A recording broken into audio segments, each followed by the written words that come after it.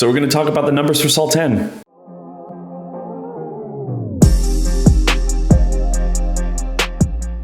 So this is something that I was talking about in my recent stream, but because box office numbers are always changing, I wanted to just take a moment, slow it down, and then go back into the second weekend numbers and the second week domestic numbers before we head into the third week to really break everything down and get a really good understanding of where Saw 10 is in terms of its profitability, as well as whether or not we can expect Saw 11, Spiral 2, Jigsaw 2, or anything like that. Granted, I've done a lot of discussion over the Saw franchise over the last couple of weeks, both on this and my other channel, so I'm going to take a little bit of a hiatus. I still have a couple of things I want to talk about, but we're just going to leave it at this video for now, as well as talk about other things in upcoming streams, because I'm really excited about all the stuff that dropped with Dragon Ball, the Walking Dead franchise, as well as just a lot of other things that I want to talk about, both with the entertainment industry as well as box office numbers and things of that nature. So, okay, with that being said, let's look at things as they stand both domestically and internationally.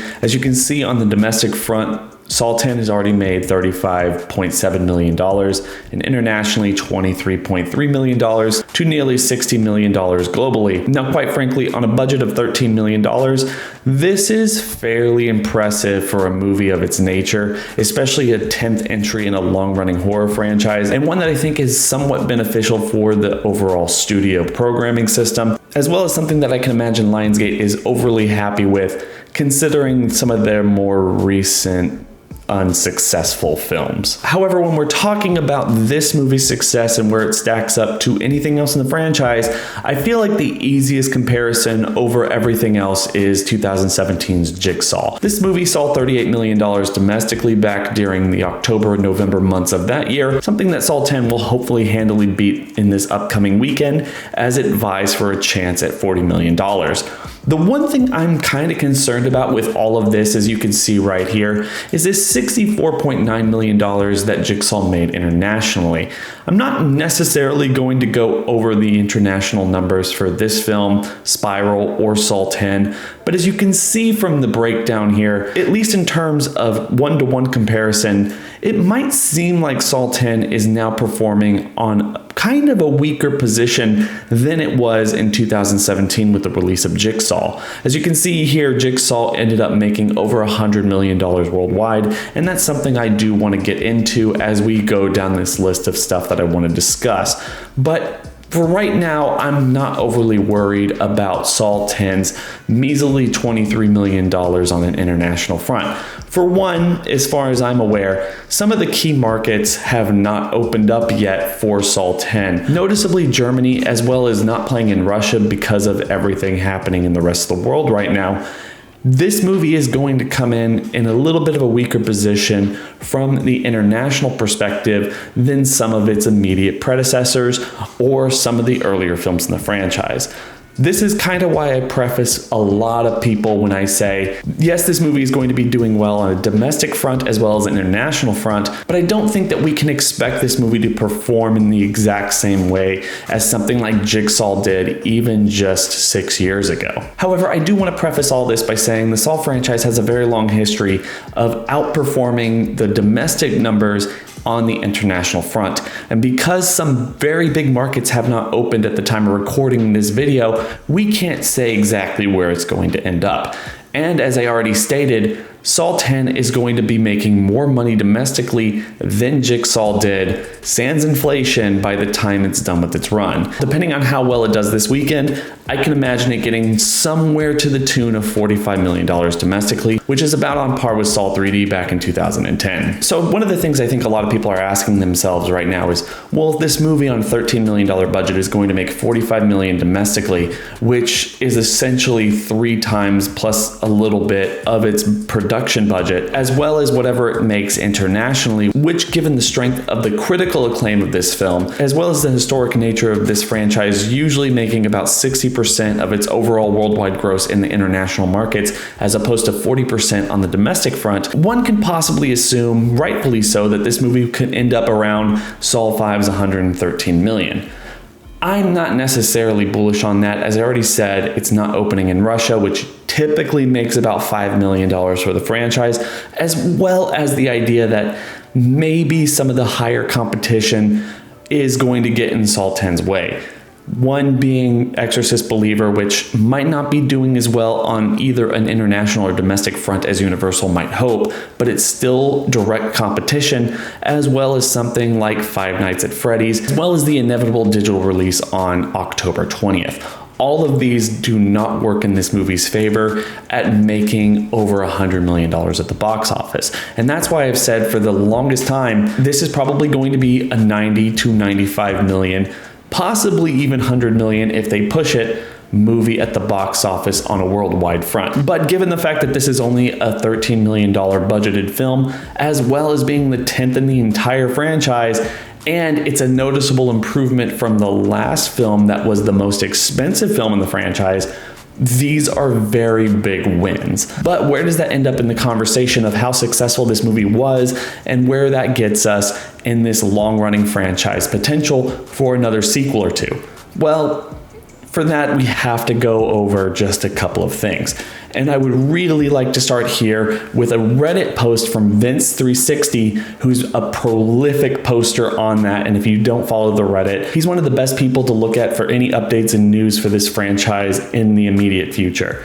So let's just look at that. Now, before I get into this, I'm not going to read this entire article. I'm going to list everything that I've been talking about and showing you here in the description section. So if you want to go and look at it yourself, you're more than welcome to. This is a very long post. I'm not going to read all of it, but I want to note just a couple of things before we really start getting into this. If I can just find it here. He has an assertion, at least in my perspective, kind of unfoundingly so, that Lionsgate must have spent around 25 to 35 million on the PA budget, the marketing budget for Saw X. He kind of prefaced this by saying that, well, Expendables 4 had a PA budget of around 20 million. There's a lot to discuss here. Primarily, that's just not the way marketing works. And anyone can Google the generalization of how much money a studio will pay on marketing for any individual film. And the reality of this situation is that nobody really knows how much a studio pays on advertising because they don't typically pay for a specific film. Studios will typically pay for a bulk amount of advertising space on various sports channels or through news networks or whatever have you, and then they will figure out where to slot all this stuff going forward. It's more of an accounting trick when you figure out how much money any typical studio is paying on its individual films. The idea that 50% is kind of the rule and something that you really shouldn't scoff at is generally what everyone kind of believes is the case. But considering the fact that Saw X did have, at least from my perspective as a fan of this series, a much bigger marketing push than some of the previous sequels, I'm not going to sit here and say they only spent about $6.5 million on marketing this entire thing. I'm willing to say that the studio and everyone, all things told, spent about $25 million making this movie and marketing it. Way less than what Vince360 believes was spent on marketing this movie, especially when you're comparing it to a $100 million movie that Lionsgate, while they didn't necessarily put up that $100 million to produce Expendables 4, they were certainly hoping for it to succeed more than it did. And I feel like it would be somewhat embarrassing for them to put this much more money into the marketing for this movie, a 10th one in an entry with far less selling potential than literally one of the bigger action movies that is coming out this year and one of the biggest risks that they took this year.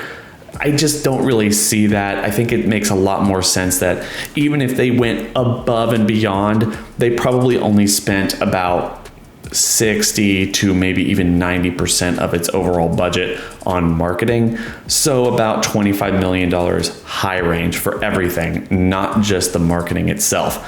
That's my one little thing about this entire breakdown. I just can't vibe with the fact that Lionsgate would spend $35 million marketing this movie, considering they understand its potential at the box office given the last couple of sequels.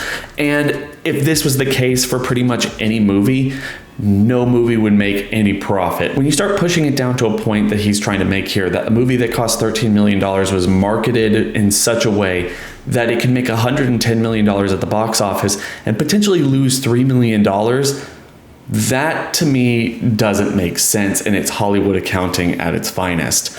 these things don't happen. If this were to happen, no movie would ever get made because it would be just a lost feature for everybody involved. And that just simply can't be the case. With that said, one of the interesting things that he does break down here is whether or not it's going to be enough to make a sequel, regardless of how well it does at the box office. And he does point out that apparently in the initial days of creating this franchise, as I'm sure you're aware, or maybe you're not, Twisted Pictures has final say in all these movies. They own the franchise, Lionsgate doesn't. Lionsgate just distributes it on a worldwide scale. And every place they can't distribute it, they sell the rights based on how well it's going to do in this market altogether. And typically that's where they make up a bulk of their money that they're losing on an international front. Again, go and read this whole thing. He really goes into detail about like where revenue comes from the box office, and how much a studio makes from each individual territory. In my perspective, he doesn't go into it well enough, but if you're interested, start here and keep looking. These number things get really complicated, really confusing, but they're fascinating. So it's one of the reasons I really want to talk about it more in the future. Anyway, he does talk about the initial deal with Lionsgate having been up until Saw 9. Twisted Pictures would have to go to Lionsgate in order to figure out where these movies are coming, and Lionsgate had much more of a stranglehold for these films going forward. One of the things that he mentions is that while the Saw franchise was dominant in the early 2000s, one of the things that Lionsgate wanted to do was take a step back and safeguard the franchise after the events of Saw 7, because they wanted to make sure that it was dominant or special or could be used in the future for something bigger. Their whole idea as a studio is that we have these name brand franchises and we don't want to water them down with endless sequels that the producers might want to make. But since that initial contract was only through Saw 9, there was a lot of negotiation both on Lionsgate and Twisted Pictures' part that had to be done before they were able to make the 8th film in the franchise, Jigsaw. And only if that movie made $100 million in the worldwide box office, which it already did, we already talked about that, they were able to do another sequel, or Lionsgate would be a little bit more open to it. And because of that, that's kind of why they figured out how to do Saw 10. That was going to be Saw 9 before everything got twisted with Chris Rock. And believe me, we're going to talk about that in a little bit.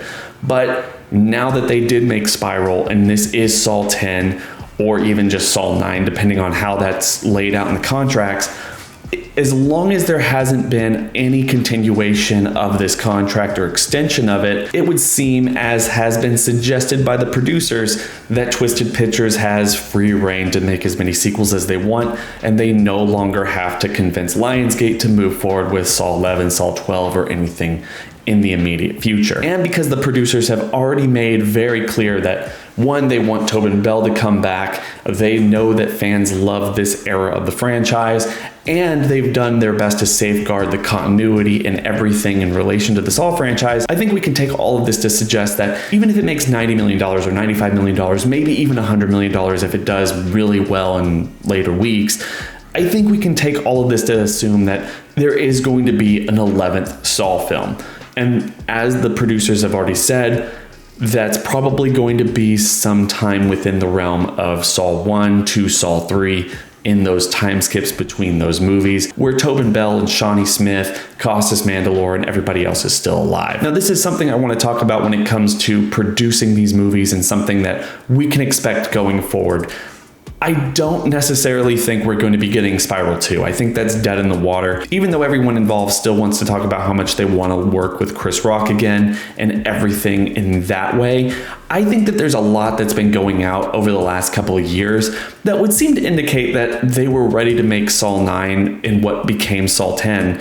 Chris Rock came, shook up everything, didn't have a concrete idea, and essentially was either strong-armed because he had no creative involvement or even that much excitement other than, I like this franchise, or he simply just had no idea at all. As you can see here, at least from my perspective, Josh Stolberg's interview with Bloody Disgusting saying Can you tell us a little bit about the Chris Rock pitch? Stolberg, on that initial pitch call, it was simple, almost ridiculously so. He basically said that he loved the movies, but he said, okay, that guy in the bathroom, change of the pipe, what would it be like if that was me? If I was given the choice to cut off my foot, what would I do? This to me has always rung very true about the sentiment from every creative person involved with Spiral.